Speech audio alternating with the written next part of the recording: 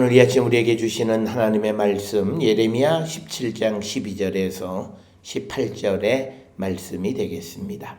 12절에서 18절에 있는 말씀 한 목소리로 합독하시겠습니다. 영화로운 보좌여 시작부터 높이 계시며 우리의 성소이시며 이스라엘의 소망이신 여호와여 무릇 주를 버리는 자는 다 수치를 당할 것이라. 무릇 여호와를 떠나는 자는 흙에 기록되오리니 이는 생수의 근원이신 여호와를 버림이니이다. 여호와여 주는 나의 찬송이시오니 나를 고치소서. 그리하시면 내가 낫겠나이다. 나를 구원하소서. 그리하시면 내가 구원을 얻으리이다. 보라, 그들이 내게 이르기를 여호와의 말씀이 어디 있느냐 이제 임하게 할지어다 하나이다. 나는 목자의 직분에서 물러가지 아니하고 주를 따라 싸우며 재앙의 날도 내가 원하지 아니하였음을 주께서 아시는 바라. 내 입술에서 나온 것이 주의 목전에 있나이다. 주는 내게 두려움이 되지 마소서. 재앙의 날에 주는 나의 피난처시니이다. 나를 박해하는 자로 치욕을 당하게 하시고 나로 치욕을 당하게 마옵소서. 그들은 놀라게 하시고 나는 놀라게 하지 마시옵소서. 재앙의 날을 그들에게 임하게 하시며 배나 되는 멸망으로 그들을 멸하소서. 아멘. 오늘 우리가 함께 읽은 예레미야 17장 12절부터 18절에 있는 말씀은 소위 예레미야의 기도 또는 예레미야의 간구가 기록이 되어져 있는데, 특별히 12절로부터 14절 전반부에서는 어떤 그 회복에 대한 소망을 기록하고 있습니다. 그래서 그 14절에 보게 되면 여호와여 주는 나의 찬송이시오니 나를 고치소서. 그리하시면 내가 낫겠나이다. 그리고 나를 구원하소서. 그리하시면 내가 구원을 얻으리이다. 그래서 12절로부터 14절에서는 어떤 구원 또는 회복에 대한 소망을 표현하고 있는 부분이 되겠고, 이어지는 15절로부터 18절에서는 조롱받는 선지자 예레미야가 하나님께서 자신에게 주셨던 그 말씀을 속히 이루어지게 해달라라고 하는 그런 간구의 말씀입니다. 그래서 15절에 보면 그들이 내게 이르기를, 여기서 말하는 그들은 백성들이 예레미야에게 말하기를 여호와의 말씀이 어디 있느냐 이제 임하게 할지어다. 그러니까 뭐냐면 네가 말한 재앙 빨리 임하게 한번 해봐. 이런 조롱을 듣게 되니까 그래서 그런 가운데에서도 16절에서는 자기가 그 직분을 잘 감당했다. 그래서 17절 18절에 보면 내게 두려움이 되지 마시고 재앙의 날에 주는 나의 피난처시다. 그러면서 나를 박해하는 자로 치욕을 당하게 하시고 나로 치욕을 당하게 마시옵소서. 또 그들은 놀라게 하시고 나는 놀라게 하지 마시옵소서. 또 재앙의 날을 그들에게 임하게 하시며 배나 되는 멸망으로 그들을 멸하소서. 그런데 오늘 주시는 이 18절의 말씀을 잘못 이해하면 이 예레미야가 백성들이 망하는 것을 원하는 것처럼 이렇게 되어 있는데 그건 아니라 16절에 보면 그 재앙의 날도 내가 원하지 아니하였음을 주께서 아시는 바라. 그러니까 예레미야는 비록 그가 하나님의 말씀인 그 재앙을 선포했지만, 그러나 백성들이 그 재앙의 말씀을 듣고 하나님께로 돌아와서 그들이 그 재앙이 임하게 되지 않기를 바랬지만, 그러나 재앙이 임하지 않는 것 같으니까 백성들이 15절에 있는 말씀처럼 하나님 말씀 어디 있어? 그 말씀들을 한번 임하게 한번 해봐. 그러면서 이제 예레미야를 조롱하는 그런 상황에 직면하게 되어졌을 때 이제 그 18절에 나오는 말이 나를 박해하는 자로 치욕을 당하게 하시고 나로 즉 하나님의 말씀을 그대로 전한 자들은 치욕을 당하게 마옵소서. 그리고 또 하나님을 조롱하고 하나님 말씀을 조롱하는 자들을 놀라게 하시고 나는 놀라게 하지 마옵소서.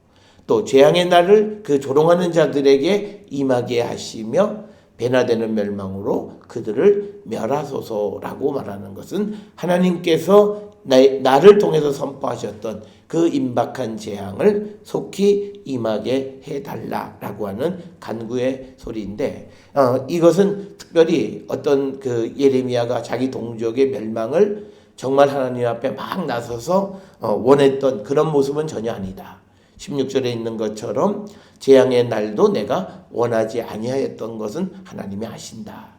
그렇지만 재앙의 날이 조금 뜸하고 이것이 이루어지지 않는 듯한 느낌을 받게 될 때 백성들이 하나님께 돌아오는 것이 아니라 그 말씀을 선포한 예레미야를 이제 조롱하기 시작하는 그런 상황 속에서 이제 15절부터 18절에서는 예언자가 그 말씀을 속히 임하게 해달라고 간구하는 그런 기도가 되겠고요. 특별히 15절로부터 18절에서 예레미야는 어떤 위험에 처해 있냐면, 이제 15절에서 사람들이 이제 여호와의 말씀이 어디 있어? 그 말씀을 한번 임하게 해봐 라고 이 말을 하는 것은 너 가짜지, 이 말하고 똑같은 거예요. 네가 정말 말한 대로 되지 않는다면 너는 가짜 예언자야 라고 하는 오해를 사는 거예요. 이것은 우리가 신명기 18장 22절에 만일 선지자가 있어 여호와의 이름으로 말한 일에 증언도 없고 성취함도 없으면 이는 여호와께서 말씀하신 것이 아니요 그 선지자가 제 마음대로 한 말이니 너는 그를 두려워하지 말지니라 라는 신명기 18장 22절에 진짜 예언자와 가짜 예언자를 구별하는 그 기준이 그 예언의 증언이나 혹은 성취예요. 그런데 지금 15절에서 얘기하는 게 뭐냐면 하나님 말씀이 어디 있냐? 왜 네가 말한 재앙은 우리에게 오지도 않네. 한번 그대로 임하게 해봐. 이 말의 의미는 너 가짜지. 너 하나님이 말씀하지 않은 거 네 마음대로 말한 것이지 라고 하는 그런 오해와 조롱이 전부 섞여 있는 그런 표현이 되는 겁니다. 그래서 15절, 16절, 17절, 18절에서 이야기하는 이 예레미야가 박해받는다라고 하는 것은 이제 가짜 예언자로 하나님의 말씀을 선포했음에도 그 말씀대로 이루어지지 않는 듯하니까 백성들이 예레미야를 가짜 예언자로 취급하는 그런 상황 속에서 바로 그가 당하는 치욕은 그런 치욕이라는 거죠. 뭐 그가 옥에 갇히고 사람들한테 뭐 얻어맞고 하는 이런 문제가 아니라 나는 하나님의 말씀을 선포했는데 백성들은 나를 가짜 예언자로 여기는 그 치욕, 그것을 당하지 않게 해달라라고 하는 것. 그리고 나를 놀라게 하지 마시옵소서. 그러니까 그들이 놀라게 해달라는 것은 재앙이 그들에게 임함으로 그들이 이제는 평안하다, 재앙이 우리에게 오지 않는다라고 생각했던 그들의 생각이 틀렸음을 알게 해달라라고 하는 그런 표현이라고 하는 것을 우리는 잘 기억하셔야 되겠습니다. 오늘 우리가 주신 이 말씀을 통해서 보면 철저하게 예레미야는 하나님에 대한 이 신실하심에 대한 믿음을 통해서 구원을 요청합니다. 그래서 우리가 기독교 신앙의 가장 중요한 것이 체험이 전부는 아니지만 체험을 통해서 하나님이 어떤 분이신가를 알게 된다라고 하는 거예요. 그래서 우리가 그런 부분을 우리가 알 수 있는 것은 14절에 여호와여 주는 나의 찬송이시니이다. 이 말은 뭐냐면 여호와께서는 항상 나에게 하나님을 찬양할 것을 주셨다는 거예요. 그러니까 여기서 여호와여 주는 나의 찬송이시오니라고 하는 것은 예레미야가 자기가 원해서 하나님을 찬양하는 이런 것이 아니라 하나님께서 예레미야에게 구원을 주셔서 그가 하나님을 찬양할 수밖에 없게끔 하셨던 분이라는 거예요. 그 말은 뭐냐면 지금까지 하나님은 나의 구원자가 되셨습니다라고 하는 그런 뜻입니다. 그래서 우리가 성경에서 나타나는 내가 여호와를 찬양한다라고 하는 것은 사람이 나 이제부터 하나님을 찬양해야지. 그래서가 아니라 하나님이 베풀어 주신 찬양 때문에 하나님이 베풀어 주신 구원 때문에 찬양하지 않을 수 없는 상황이 되는 거예요. 그렇기 때문에 14절에 있는 이 말씀의 배경은 뭐냐면 하나님은 나의 구원자시다라고 하는 거예요. 그러니까 그런 믿음을 근거로 나를 고치소서 그러면 내가 낫는다. 그리고 또 나를 구원하소서 그리하면 내가 구원을 얻으리라. 그러니까 이 예레미야의 믿음은 뭐냐면 하나님이 자기를 낳게 하시고 구원하신다라고 하는 것에 대한 확신이 있어요. 그런데 그것은 내가 원하는 것 이런 것이 중요한 것이 아니라 하나님의 의지, 하나님이 낳게 하시고 하나님이 나를 구원하신다면 난 구원받고 나는 낳게 된다라고 하는 거예요. 이런 하나님의 구원의 은총에 대한 체험을 가지고 있는 예레미야가 지금 어려움에 처해 있는 이 순간에도 과거 나를 구원하셨던 하나님의 구원의 은총이 내게 임하기를 구하는 그런 모습이 14절에 있는 말씀이고, 그렇지만 그 구원이나 또 나를 낳게 하시는 것의 결정은 전적으로 하나님께 달려있다라고 하는 겁니다. 이것은 우리에게 굉장히 중요한 겁니다. 우리가 하나님 앞에 간구하기는 해요. 그렇지만 그것을 이루어 주시는 것은 하나님이세요. 그래서 우리가 예수님에게도 주님이 원하시면 나를 낳게 하실 수 있다는 거죠. 그러니까 근데 아무리 주님이 전능하신 분이시지만 그러나 주님이 내가 원하는 어떤 것을 원치 않으시면 우리에게는 그 일이 일어나지 않아요. 그 일이 되지 않아요. 혹 내가 강제로 그 일을 한다 할지라도 그 일은 내게 재앙으로 내게 악한 것으로 돌아올 수밖에 없다라고 하는 겁니다. 그래서 오늘 주시는 14절에서 여기서 보여주는 건 뭐냐면 하나님의 구원에 대한 확신, 그 과거의 체험, 경험을 통해서 하나님이 원하시면 무엇이든지 할 수 있다. 그래서 14절에서 강조하는 건 뭐냐면 하나님의 주권을 선포하는 거예요. 하나님이 원하시면, 내가 원하는 게 중요한 게 아니라는 거예요. 하나님이 나를 고치시면 내가 낫고 하나님이 나를 구원하시면 내가 구원을 받는다. 그래서 하나님이 나를 낫게 하셔서 내가 낫고 구원하셔서 내가 구원을 받으면 그것을 가지고 내가 하나님을 찬송하게 할 것이다 라고 하는, 그래서 나에게 찬송의 근거를 허락해달라 라고 하는 간구의 목소리가 14절의 목소리가 되겠습니다. 12절에 보면 영화로운 보좌여 시작부터 높이 계시며 우리의 성소시며, 여기 영화로운 보좌라고 하는 것은 여호와께서 임하시는 성전을 의미하는 겁니다. 그러면서 13절에 이스라엘의 소망이신 여호와여 무릇 주를 버리는 자는 다 수치를 당할 것이다. 지금 이 12절 이 예레미야의 핵심은 이스라엘 백성들이 하나님을 버린 거예요. 이거는 우리가 예레미야 2장 13절에 보면 이스라엘 백성의 두 가지 죄에 대한 언급이 나와요.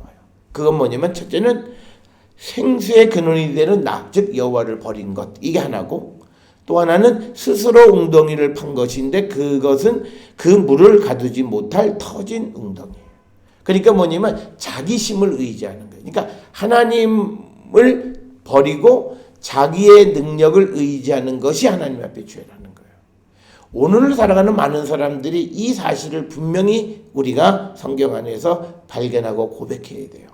그러니까 나는 내가 내 스스로 무엇을 할 수 있다라고 하는 생각이 내 안에 있는 것은 분명 하나님 앞에 죄된 마음이에요.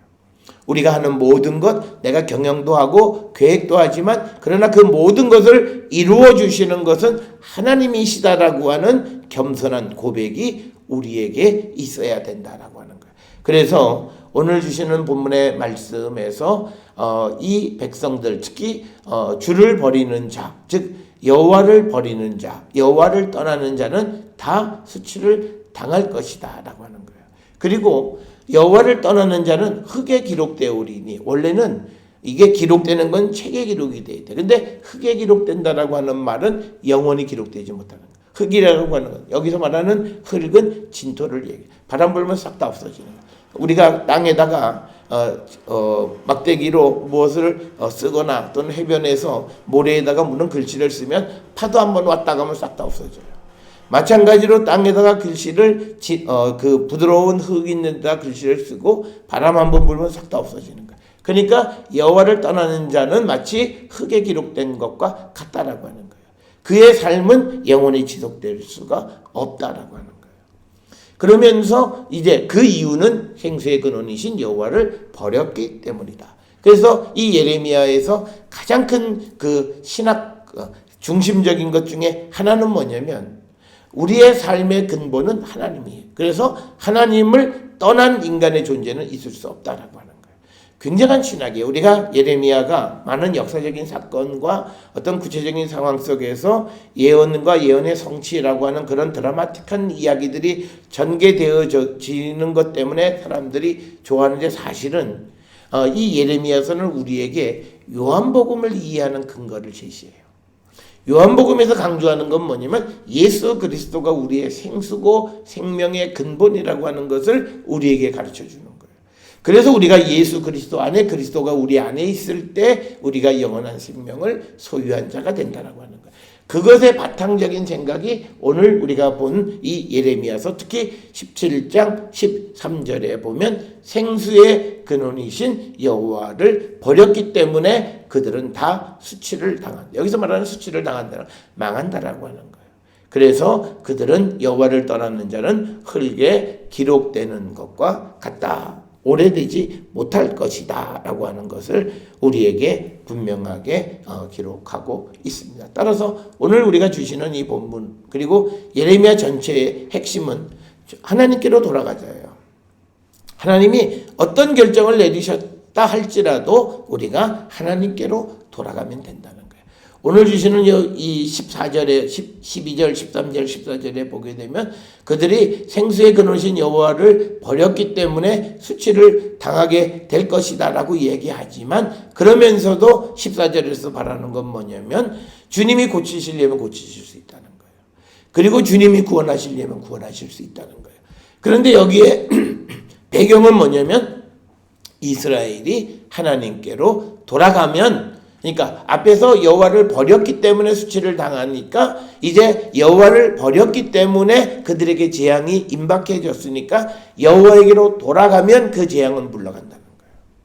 그래서 오늘 주시는 이 14절에서 어떤 절망적 상황 속에서도 여호와에게 소망을 두는 건 바로 이거예요. 그래서 우리가 언약의 백성이라고 하는 것은요. 어떠한 상황 속에서도 하나님께만 소망을 두고 기도와 찬송을 끊이지 않는 거예요. 그러니까 어떤 상황이 어려워졌고 힘들어졌다고 해서 절망하는 그게 아니라 비록 내가 우리의 생각으로 지금 절망적 상황 속에 있다 할지라도 하나님이 고치시고 하나님이 원하시면 하실 수 있다. 그걸 믿고 우리가 하나님 앞에 소망을 두고 기도와 찬송을 끊이지 않는 자가 되어야 된다.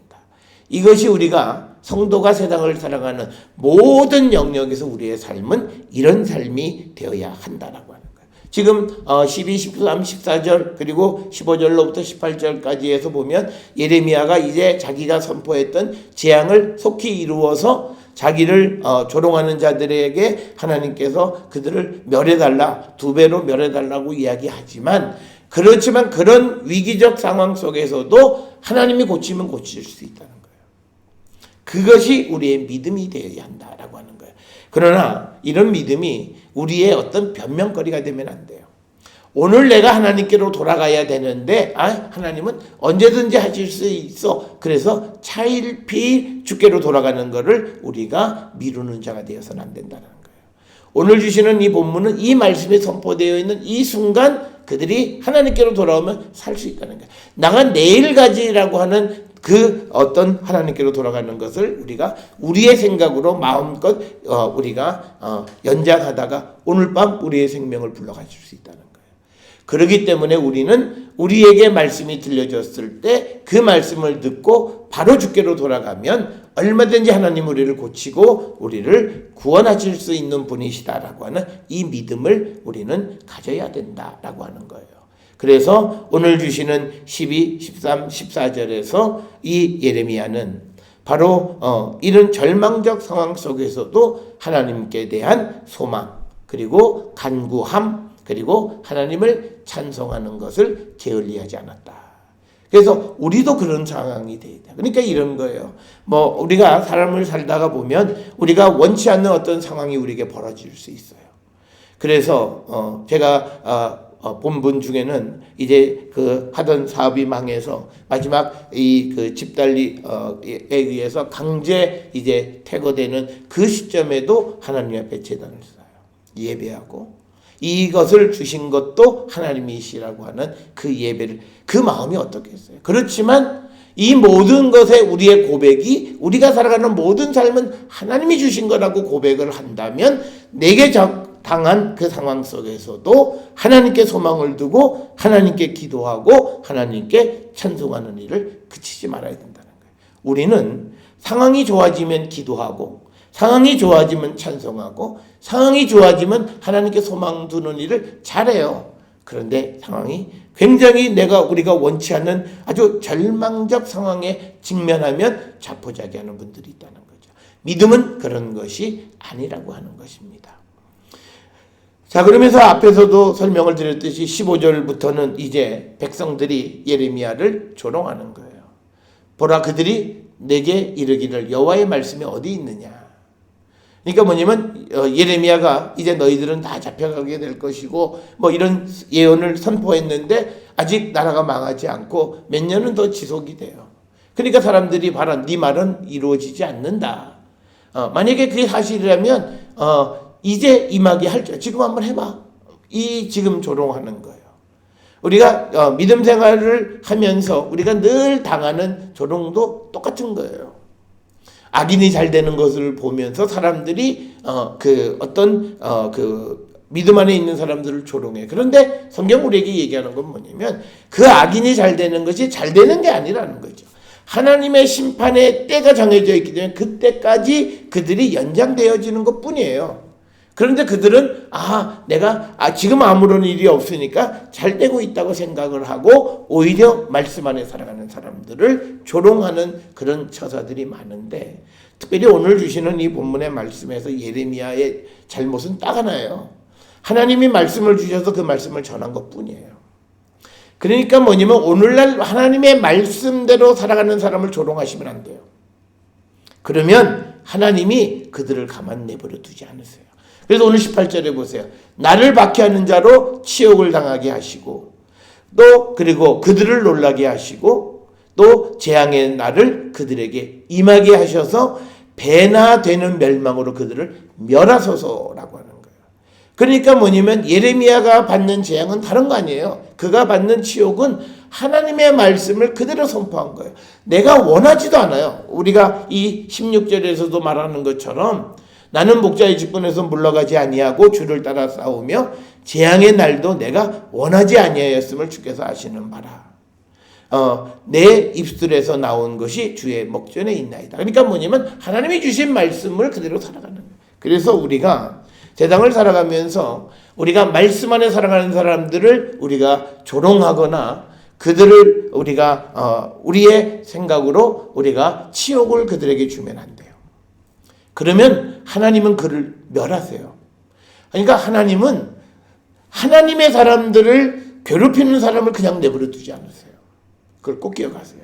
그러니까 내가 이해가 잘 되지 않을 수 있고 내 믿음으로는 잘 알지 못하겠고 뭐 그럴 수는 있어요. 그러면 잠자코 있어야 돼요. 그거를 자기가 그들을 치욕을 주고 그들을 아주 힘들게 만드는 그 삶에 대해서 하나님이 갚으세요. 그런데 보통 당하는 것보다 배나 되는 멸망으로 그들에게 갚으세요. 그걸 우리는 꼭 기억을 하셔야 돼요. 그래서 우리는 우리 주변에 보면 참 유난스럽게 믿는다라고 생각되어질 만큼 하나님만을 붙잡고 가는 사람들이 있어요. 그들이 우리에게 괴로움을 주는 건 아무것도 없어요. 그들이 우리에게 불편함 주는 건 아무것도 없어요. 딱 하나 있어요. 내가 못하는 거 하는 것밖에 없어요. 그러니까 내가 저 사람만 없으면 나도 괜찮은 사람인데 저 사람이 있음으로 말미암아 내가 드러나지 않는 것, 그것밖에는 그들의 잘못이 없어요.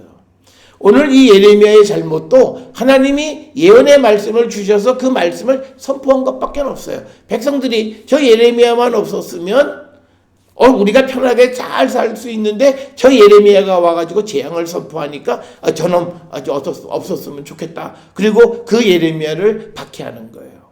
그런데 예레미야가 잘못이 아니잖아요. 예레미야에게 말씀을 주신 하나님이 계시는 거예요. 우리가 오늘날 믿음 안에 살아가는 사람들은 자기 자신의 결단과 의지가 아니라 내 안에 그 안에 계시는 그리스도께서 성령께서 그런 삶을 살아가게 하시는 거예요. 그런데 그 삶을 비난하는 것은 그리스도를 비난하고 하나님을 모욕하는 거예요. 그 하나님 그냥 계시잖아요. 그래서 우리가 나하고 좀 다르게 살아가는 사람이 있다고 해서 그들에게 우리가 치욕을 주고 그들이 틀렸다고 그러고 그들을 조롱하는 그런 듯한 삶을 살아갈 때 하나님은 배나 되는 멸망을 그들에게 허락해요. 그걸 꼭 기억하셔야 돼요. 그러니까 우리가 믿음을 어설프게 믿는 사람들이 오히려 교회 안 다니는 사람보다 더 어려움 당하는 일을 우리 주변에 많이 봐요. 그건요, 그 마음 속에 우리가 알지 못하는 곳에서 하나님을 믿는 자들을 조롱해요. 하나님을 믿는 자들에게 치욕을 줘요. 말씀대로 살아가려고 하는 자들에게 치욕을 줄 때 하나님이 그걸 기억해서 배로 그들을 멸망하세요. 그래서 우리는 나와 좀 다르고 나보다 훨씬 더 잘 살아가는 사람이 있으면 그들을 통해서 나도 저렇게 되기를 갈망하는 삶을 살아야지, 그런 삶을 살아가는 사람들에게 치욕을 줘서는 안 된다라고. 오늘 우리가 살고 있는 이 시대가 그런 시대예요. 그러니까 우리는 말로는 다름을 인정하자라고 말하면서 다름을 절대 인정하지 않아요. 그러니까 뭐냐면 다름을 인정하는 것은 나보다 못한 다름을 인정해요. 근데 나보다 더 나은 다름을 인정 안 해요, 사람. 그게 문제예요. 그러니까 발전이 없는 나라예요. 발전이 되려면 나보다 못한 것뿐만 나보다 더 잘하는 사람의 나음, 그래서 그걸 인정하는 순간 내가 1등에서 2등이 되고 3등이 되고 4등이 되는 그걸 인정해서 나도 저보다 더 훨씬 나은 모습으로 살아가려고 애쓰는 모습이 있어야 사회 전반이 발전하는 거예요. 그러니까 우리는 사람들의 다름을 인정하자. 그런데 그 다름 인정하는 건 다른 거 아니에요. 내가 우월적 지위 속에 있는 다른 사람의 것은 다 인정해 주려고 하는, 그래서 내가 괜찮은 사람처럼 보이려고 그래요. 그런데 누군가가 나보다 더 잘 살아가고 있는 그 다름을 잘 인정 안 해요. 왜? 그걸 인정하는 순간 나는 2등, 3등, 4등이 되기 때문에. 그런데 성경은 그걸 인정하는 겸손함이 있을 때 하나님 그를 높여주신다는 거예요. 그래서 우리가 세상을 살아가는 삶의 모습, 이스라엘 백성들이 얼마나 하나님으로부터 받은 복이에요. 예레미야를 통해서 하나님의 음성을 전해주는 그 대언자, 예언자 예레미야가 있다는 것은 이 당시 유대인들에게는 큰 축복이었어요. 그런데 그들의 그 예레미야가 있으므로 자기들의 삶이 잘못됐고 자기들의 삶이 죄악스럽고 자기들의 삶이 허물투성이라고 하는 것이 드러나니까 그 예레미야가 싫은 거예요. 그러니까 그 예레미야가 선포하는 새로운 삶을 허용하지 않아요. 그 다름을 인정하지 않아서 그를 죽이려고 하는 거고, 그 전통은 예수님이 오셔서 유대인들에게 복음을 전하셨을 때도 똑같은 거예요. 오늘 살아가는 삶에서도 똑같아요. 그런데 오늘의 문제는 같은 믿음의 형제들 안에서도 그런 모습이 있다라고 하는 거예요. 그래서 오늘 주시는 18절, 17절에 주는 내게 두려움이 되지 마소서. 그러니까 뭐냐면 내가 주님의 말씀대로 살아갔고 주의 말씀이 내 입에 있어서 내가 그 말씀을 선포했는데 그것 때문에 내가 백성들에게 치욕을 당하고 그것 때문에 백성이 나를 죽이려고 하는 그 두려움, 그리고 마치 오늘 이 상황에서 보면 아직 그 선포한 말씀이 이루어지지 않으니까 그냥 하나님이 예레미야를 그냥 내버려 두시고 혼자 어려움 속에 처해 있는 그 상황을 그냥 방치하시는 것 같은, 그랬을 때 그 예레미야가 겪는 심적인 두려움이 있는 거예요. 그러니까 하나님이 내게 두려움이 되지 않게 해주세요. 내가 하나님 말씀대로 살아가는 것 때문에 내가 세상에서 두려움받지 않게 해주세요. 그리고 재앙의 날에 주는 나의 피난처시입니다. 주님이 나의 피난처이십니다를 고백하면서 이제 우리가 보았던 18절의 말씀, 나를 박해하는 자로 치욕을 당하게. 그래서 여기서 말하는 박해하는 자들은 하나님의 말씀을 선포한 것 때문에 박해하는 거예요. 오늘날 하나님의 말씀대로 살아간다라고 하는 이유 때문에 박해하는 자들, 그들은 반드시 치욕을 당해요. 성경은 우리에게 그걸 분명히 가르쳐줘요. 우리가 이스라엘 역사에서 이스라엘의 패망이나 이런 거 하나님 말씀을 듣지 않았다. 그런데 하나님 말씀을 듣지 않은 건 바로 예레미야처럼 시대 때마다 하나님은 예언자를 세워서 하나님의 말씀을 주셨지만 그들이 그 말을 듣지 않고 오히려 그 예언자들을 박해하고 치욕스럽게 그들을 대하고 그들이 하나님 말씀을 선포했는데 마치 가짜 예언자처럼 그들을 모멸감을 주는 그런 치욕을 당하게 할 때 하나님은 그 이스라엘을 멸망시키세요. 그래서 우리가 그런 역사적인 경험을 통해서 우리가 살아가는 삶에서 하나님 말씀 때문에 누군가를 치욕스럽게 하시면 안 돼요. 그건 우리가 굉장히 중요한 문제입니다. 그리고 그렇게 그를 치욕스럽게 하면 하나님이 그를 갚으시고 배나되게 멸망으로 그들을 멸하시는 분이시다는 사실을 꼭 기억하셔야 돼요. 그래서 오늘 우리가 주시는 이 본문 이 예레미야 17장 12절로부터 18절에 있는 말씀은 예레미야가 하나님의 말씀을 선포하면서 그가 겪고 있는 그런 어떤 절망적 상황, 불안함, 두려움 이런 것들이 그를 엄습하고 그리고 시대적으로 그가 모욕을 당하고 치욕을 당하는 그런 상황 속에 처해 있을 때 그가 하나님 앞에 간구하는 거예요. 그것 뭐냐면 나를 박해하는 자로 치욕을 당하게 해달라. 그리고 하나님께서 내게 주셔서 내가 한 그 말들을 속히 이루어 달라고 하는 거예요. 우리가 하나님의 말씀, 그래서 우리는 하나님 때문에 누구를 우리가 비난하지 마세요. 그는 굉장히 어리석은 자들이에요. 그러니까 어떤 이들은 교회를 다니고 안 다니는 건 자기 선택인데 그것을 가지고 하나님과 교회에 대해서 비난하는 사람들, 그건 굉장히 어리석은 짓이에요. 그런 일은 절대 우리가 해서는 안 되는 것이고 성경은 그래서 누군가가 몰라서 그럴 때 우리는 이 말을 꼭 해야 돼요. 성경에 이렇게 돼 있다. 조심해라. 네가 안 믿으면 안 믿었지 왜 믿는 사람들에게 치욕스럽게 하고 조롱을 하. 그러니까 우리가 보면요. 시부모들이 며느리나 누가 아들을 사람들이 믿음 생활을 열심히 하려고 그러면 그 믿음 생활에 대해서 비난하고 그리고 그거를 조롱하고 그런 삶을 그러면 안 된다는 거예요. 그래서 오늘 주시는 이 본문의 말씀을 통해서 우리의 소망은 딱 하나예요. 우리가 이런 어려운 속에서도 하나님만 바라보면 하나님은 영광을 회복시키시고 그를 조롱하는 자들을 치욕스럽게 만드세요. 결국 우리가 역사적으로 보면 유다 백성들은 바벨론으로 쫓겨가서 70년 동안 포로 생활을 해요. 하나님을 떠나고 하나님 말씀을 전하는 자들을 조롱하면서 그들이 겪은 인생이라고 하는 것은 70년 동안 포로 생활을 하게 된다라고 하는 거예요. 그래서 우리가 오늘 주시는 이 본문의 말씀을 통해서 우리는 더 열심히, 그래서 오늘 우리가 말씀을 간략하게 지나왔지만 16절에 나는 목자의 직분에서 물러가지 않았다는 거예요. 예레미야가 얼마나 이 어렵고 힘든 이 상황 속에서도 이 목자의 직분에서 물러가지 않고 주를 따르는 거예요. 세상 사람들이 어떤 비난이 있고 어떤 치욕이 내게 온다고 해서 그 길을 물러서는 게 아니라 주님을 따르는 삶을 살아가는 거예요. 그러니까 우리는 더 열심히 세상으로부터 주변으로부터 손가락질을 받는 한이 있어도 우리에게 주신 이 직분을 여기에서 물러서면 안 되고요. 그리고 주변에 있는 사람들은 주님을 따르는 목자의 직분을 행하는 자들을 치욕스럽게 해서는 안 된다라고 하는 이 말씀을 꼭 기억을 하셔서 우리의 소망은 이런 절망적 상황 속에서도 소망은 오직 하나님이세요. 우리가 지금 겪고 있는 우리의 현실적인 여러 가지 어려움에서도 여기에서도 소망은 하나님이세요. 그래서 우리가 더 열심히 하나님께로 가서 우리가 주께로 돌아가기를 원하면 주님은 얼마든지 우리의 상황을 고치실 수 있고 우리를 구원하실 수 있어요.